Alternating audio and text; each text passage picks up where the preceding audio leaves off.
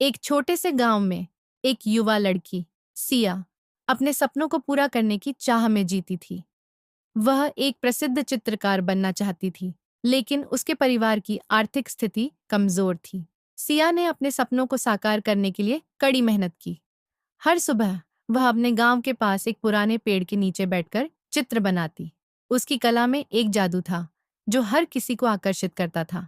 गांव के लोग उसकी प्रतिभा को पहचानने लगे और धीरे धीरे उसकी कला की सराहना करने लगे।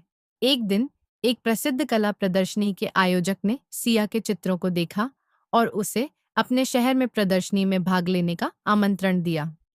सिया ने अपने परिवार का समर्थन लिया और शहर की ओर निकल पड़ी। वहां उसने अपने चित्रों के माध्यम से अपने सपनों की कहानी सुनाई। उसकी मेहनत और लगन ने उसे सफलता दिलाई और वह एक प्रसिद्ध चित्रकार बन गई। और इसी तरह सिया की मेहनत और कला ने गांव के लोगों का दिल जीत लिया।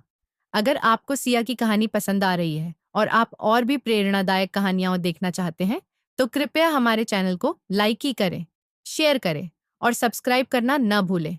सिया की सफलता के बाद उसने अपने गांव लौटने का निर्णय लिया। वह जानती थी कि उसकी यात्रा केवल उसकी नहीं थी, बल्कि उन सभी के लिए प्रेरणा थी जो अपने सपनों का पीछा कर रहे थे। गांव में लौटकर उसने एक कला विद्यालय खोला, जहां वह बच्चों को चित्रकला सिखाने लगी। बच्चों में कला के प्रति उत्साह जगाने के लिए सिया ने विभिन्न कार्यशालाएं आयोजित की। उसने उन्हें सिखाया कि कला केवल रंगों का खेल नहीं है, बल्कि यह भावनाओं और विचारों को व्यक्त करने का एक माध्यम है। एक दिन सिया ने अपने विद्यालय में एक प्रतियोगिता का आयोजन किया, जिसमें गांव के सभी बच्चे भाग ले सकते थे। प्रतियोगिता का विषय था सपनों की उड़ान।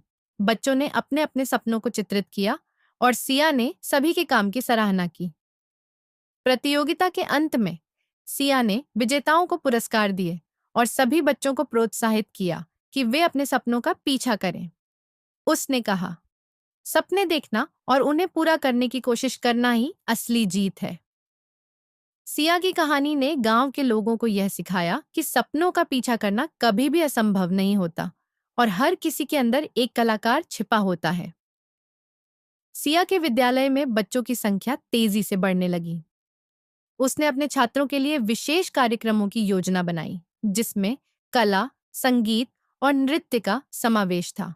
गांव के लोग उसकी मेहनत और समर्पण को देखकर गर्व महसूस करने लगे।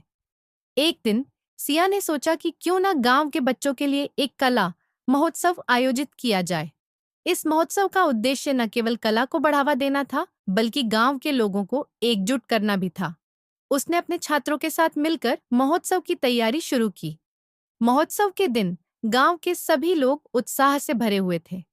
सिया और उसके छात्रों ने विभिन्न प्रकार की कला प्रस्तुत की, जिसमें चित्रकला, नृत्य और संगीत शामिल थे। गांव के बुजुर्गों ने भी अपनी कहानियां साझा की, जिससे युवा पीढ़ी को अपने पूर्वजों की कला और संस्कृति के बारे में जानने का मौका मिला। इस महोत्सव ने गांव में एक नई ऊर्जा भर दी। लोग एक दूसरे के साथ मिलकर काम करने लगे और कला के प्रति उनकी रुचि और बढ़ गई। सिया ने महसूस किया कि उसकी मेहनत रंग लाई है और उसने अपने सपनों को केवल अपने लिए नहीं, बल्कि पूरे गांव के लिए साकार किया है। सिया की कहानी यह दर्शाती है कि जब हम अपने सपनों को साझा करते हैं, तो वे केवल हमारे लिए नहीं, बल्कि हमारे समुदाय के लिए भी प्रेरणा बन जाते हैं। सपनों का सफर एक सामूहिक यात्रा है, जो हमें एकजुट करती है और हमें आगे बढ़ने के लिए प्रेरित करती है।